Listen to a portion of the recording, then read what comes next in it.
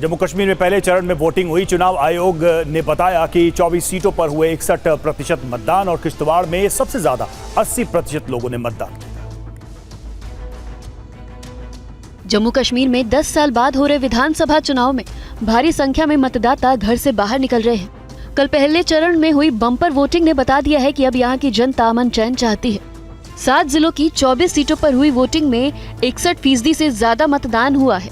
UEM Jaipur एक आदर्श लक्ष्य है। भावी छात्रों के लिए अच्छी नौकरी, भविष्य के लिए तैयार कौशल के साथ अच्छी शिक्षा। और इससे ये साफ हो गया है कि अब यहाँ आतंकवाद के लिए कोई जगह नहीं है। पोलिंग बूथ पर लोगों की उमड़ी भीड़ ने घाटी के अमन चैन बिगाड़ने वाले आतंकियों को करारा जवाब दिया है। चुनाव आयोग ने कहा है कि जम्मू कश्मीर में पहले चरण में 61% मतदान हुए हैं। आयोग ने कहा कि अंतिम मतदान में प्रतिशत और भी बढ़ सकता है।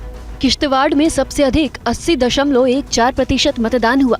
इसके बाद डोडा में 71.34% और जम्मू के चिनाब घाटी क्षेत्र रामबन में 70.55% लोगों ने अपने मताधिकार का प्रयोग किया।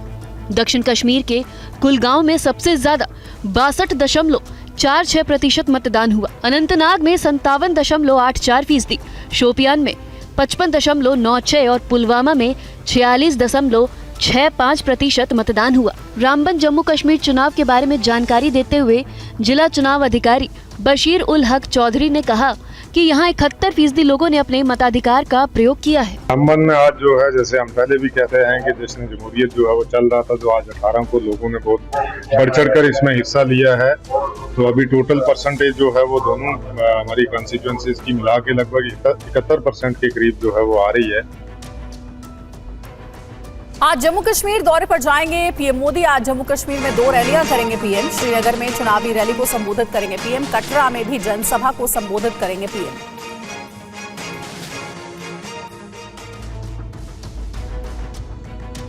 जम्मू कश्मीर विधानसभा चुनाव के लिए मतदान का पहला चरण खत्म हो गया है। इसी के साथ बीजेपी ने अपना चुनाव प्रचार अभियान भी तेज कर दिया है। आज पीएम मोदी फिर जम्मू कश्मीर के दौरे पर जाएंगे।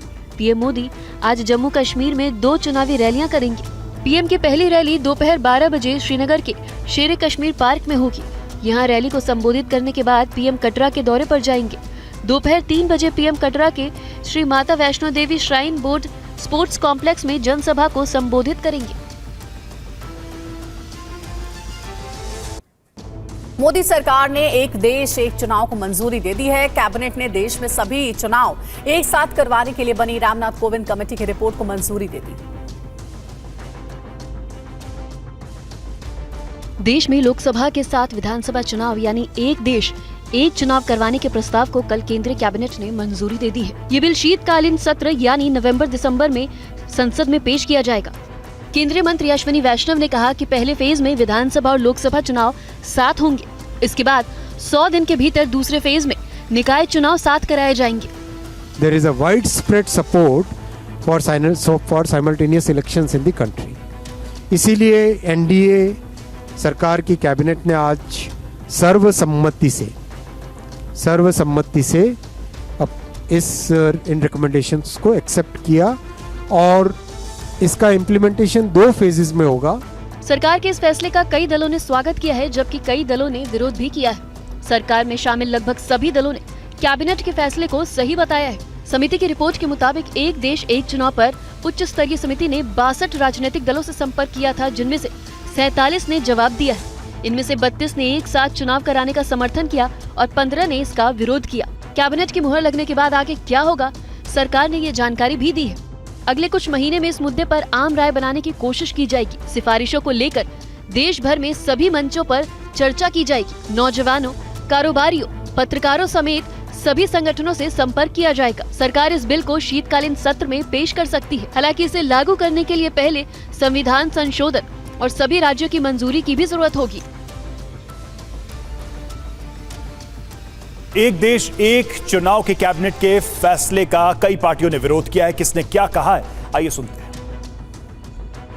हम वहाँ बोले हैं, फिर और बोलना की जरूरत नहीं।